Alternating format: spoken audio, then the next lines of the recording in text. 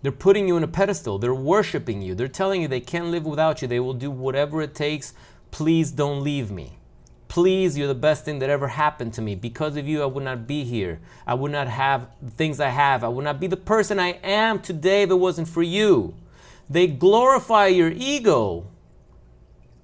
And so you take the bait again. And you forget again that they have a cluster B personality disorder, and they will self-sabotage, and they will repeat their toxic patterns of destruction, and they will leave you high and dry and regretful, and they will ruin your life again, and you would have wasted more time.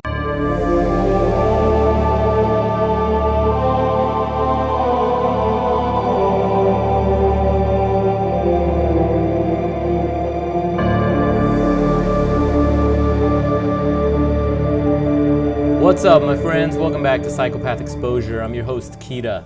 Today I wanted to talk about borderlines and histrionics because they just don't get enough attention. We're always talking about narcissists and psychopaths.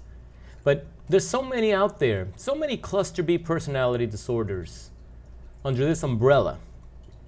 And the borderlines and the histrionics, they tend to go unnoticed sometimes. We live in times right now where narcissists are so trendy. Just the term narcissist is overused, oversaturated. But the borderlines and histrionics are not getting the proper attention that they deserve. And you know they all love attention.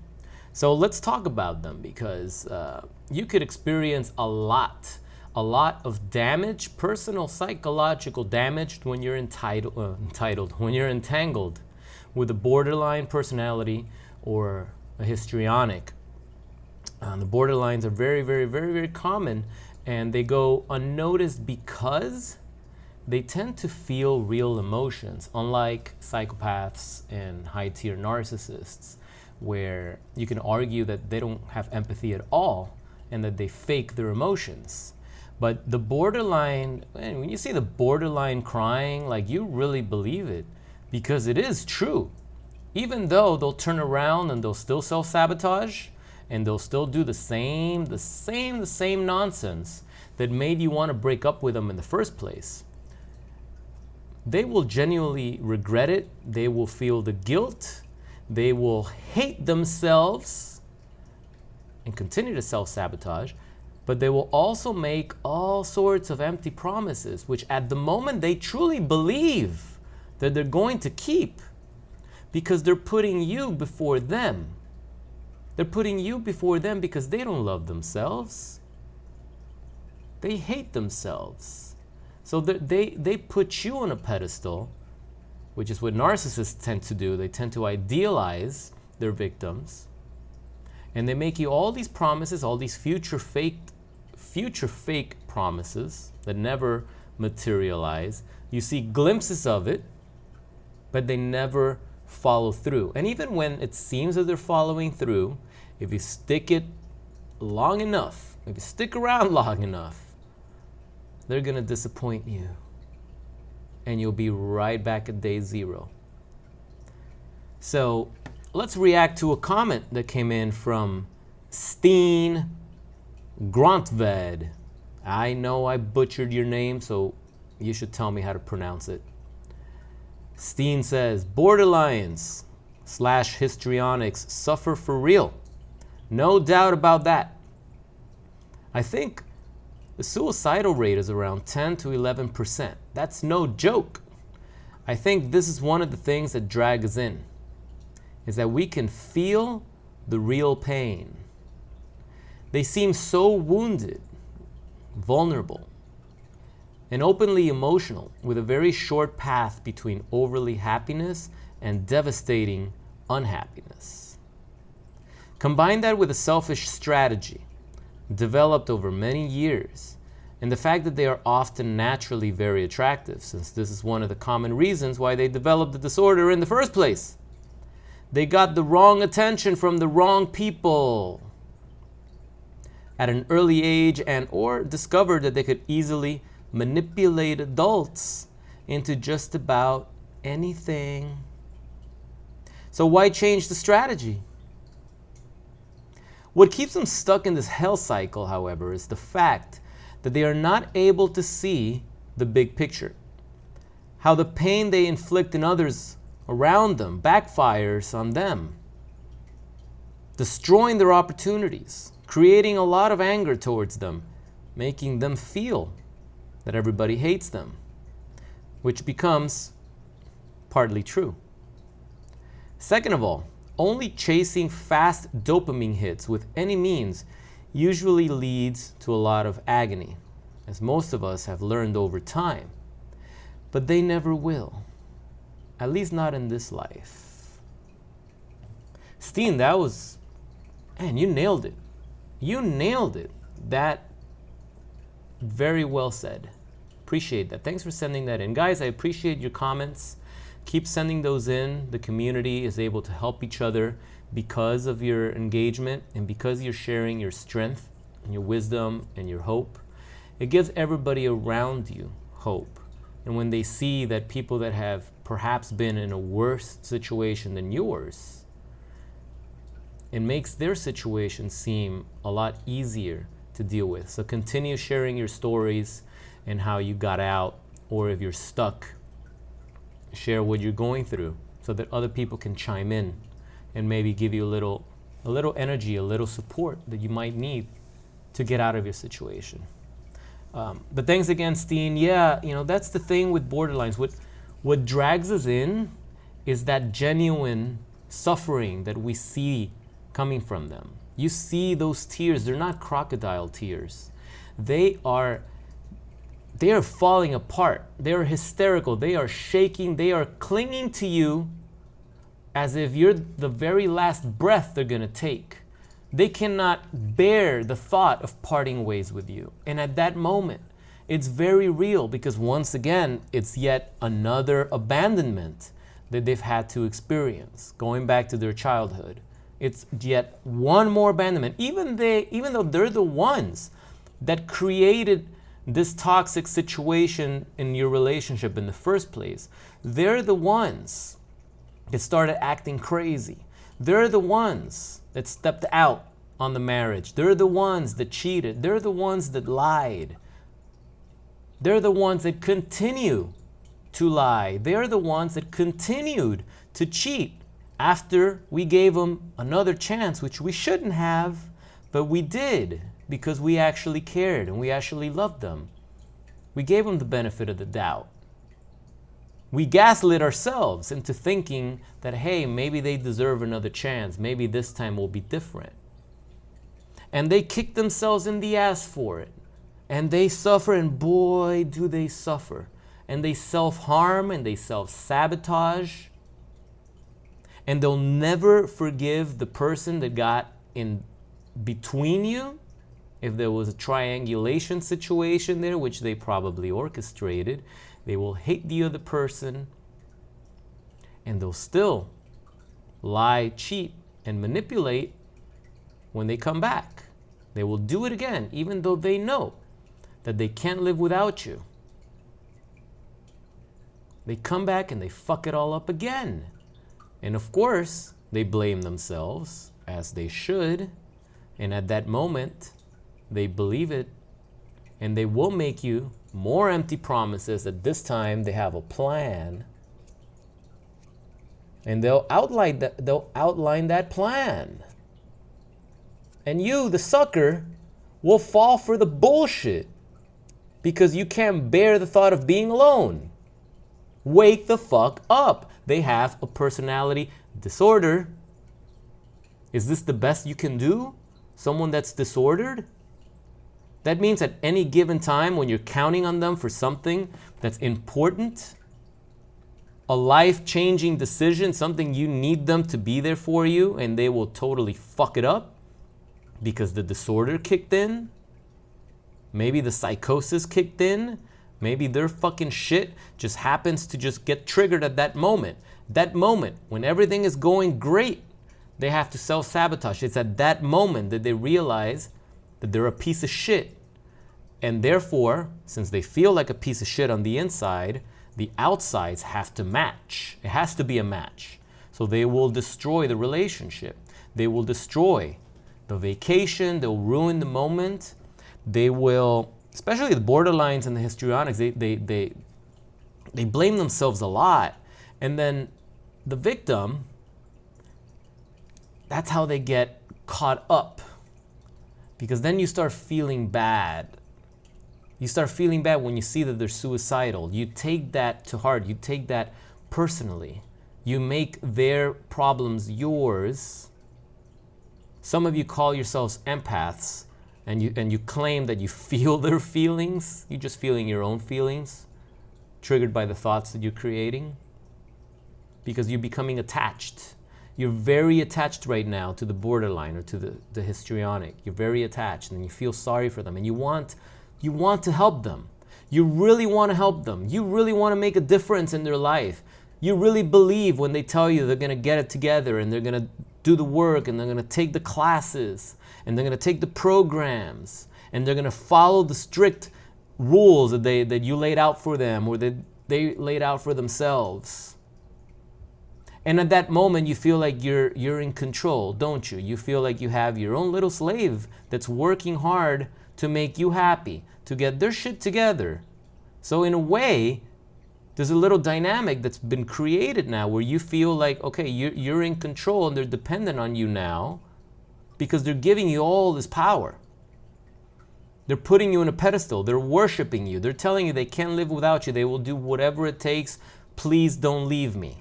Please, you're the best thing that ever happened to me. Because of you, I would not be here. I would not have the things I have. I would not be the person I am today if it wasn't for you.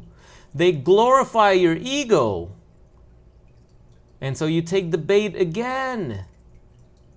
And you forget again that they have a cluster B personality disorder, and they will self-sabotage, and they will repeat their toxic patterns of destruction, and they will leave you high and dry and regretful, and they will ruin your life again, and you would have wasted more time. And you'll find yourself in the same place that you were, kicking yourself in the ass this time, saying, but I knew better. I had seen the videos. I had done the coaching. And I still went back. I believed them again. Now that's a you problem, isn't it? If you don't want to get better, then by all means keep doing what you're doing. Believe the lies of the borderline, of the narcissist, of the histrionic, of the psychopath. If you're totally insane, go for it. You're gonna keep getting the shit that you've always gotten. Don't you see that the same thing happens again, over and over and over again? But you get sucked in because with a borderline, it's actually real. Those emotions, when they tell you those things, they believe it. A narcissist can just tell you whatever you want to hear, and they'll tell you the words and there's no emotion behind it, there's no backbone. And borderlines can obviously do the same thing, but when they are falling apart, when they realize that you're leaving, when they realize that you caught them and they fucked up and it's over, you will see some real pain and some real suffering, some real tears. And you know what they've been through. You know the relationship with their parents. You know the traumatic past that they have and the struggles that they've had.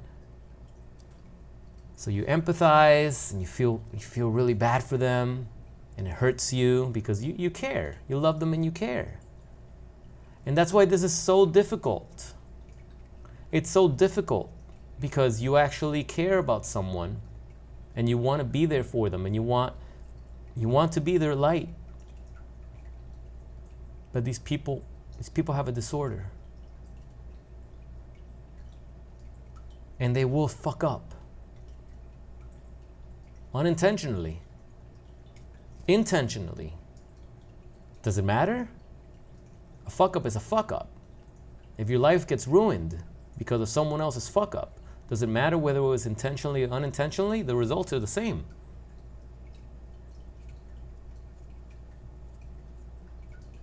So be careful be careful taking back a borderline.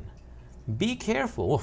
Be careful taking back anybody that has ever cheated or lied to you, because that's basically letting them know, hey, I accept this behavior. I accept a liar. I accept a cheater.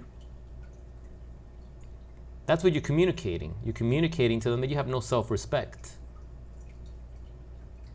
So why change the patterns that have worked for these people? Remember, cluster Bs are constantly in survival mode. They're trying to uphold this facade with masks, with fake future faking promises, empty promises, goal posing, whatever it is to keep that carrot dangling, because they can't face themselves. They're constantly in survival mode. They don't want to get caught. They don't want people to realize that they're full of shit. So they need to have a backup plan. When they're going to discard you, they need to already be in a relationship before they discard you, because they can't bear being alone. Now, some of you will say, well, Kira, you know, I was lucky. My borderline didn't cheat on me. Okay, great. But you're still watching these videos because they fucked you up psychologically enough that you had to go on YouTube and binge videos like these, didn't you? So sometimes it's not just about the cheating, but it's about the irrational behavior, the patterns of behavior that are so out there and so unnecessary, so unacceptable and destructive. And they will continue to be this way forever, because they've always been this way. And they already have a program that works for them, even though clearly it's dysfunctional. But they're still alive, aren't they? So they believe that it works. And when shit hits the fan, even if they do work and they make all these promises and they outline the plan and they're following the plan, when shit hits the fan, when those negative thoughts come pouring in and they have a moment of weakness, they revert back to what they are. And here you are thinking, wow, everything's going good.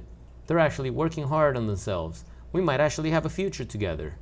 And then bam, just like that, when you least expected, madness. Madness. And you got so much trauma that just the minute you smell the madness around the corner, you're already panicking. Already having a panic attack because you know what's about to come. And you can't believe that you wasted all this time and that you actually were convinced that this time was going to be different. Shame on you. Don't be a sucker.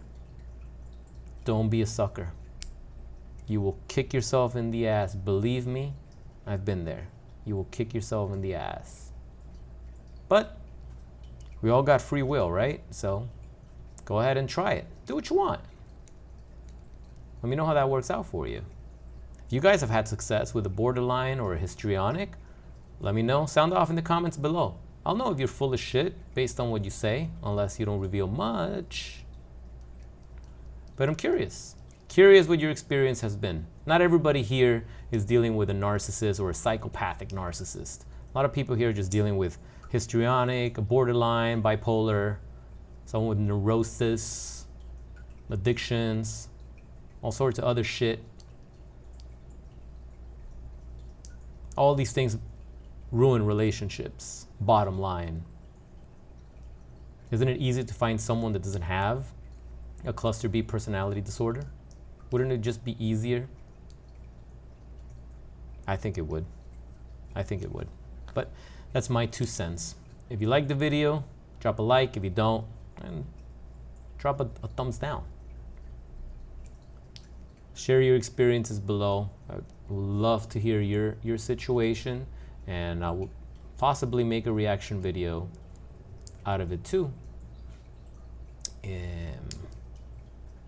So good luck for those that are giving this one more shot. Good luck.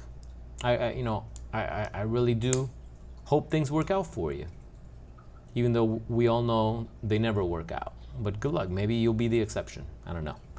Thanks for sending that comment in. This is not the first time people have asked me to make videos on borderlines. I get hundreds of emails a week. So I'm going to start making more videos on all the cluster B personality disorders, not just psychopathy and narcissism, moving forward. All right, so hope you guys are doing well. If you'd like to work directly with me, remember I have a coaching program, a private one-on-one program where we can dive deep into the root of all this madness, help you get some clarity on your situation. So if you're interested in that, I have a link below in the description. Some of you ask me, I want to do some coaching with you, Kita, but I don't know how to do it. Well, every freaking video I put out, I tell you guys I have a link in the description. So maybe you may want to visit the description and click on the link. Oh no, if you can't even do that, then you're not ready to heal from narcissist abuse. If you can't even do that. Anyway, that's enough of my rant. I hope you have a wonderful evening. I'll talk to y'all in the next video. Have a great evening, guys. Stay narc-free, borderline-free, psychopath-free. That's a great book, by the way. See you guys. Peace.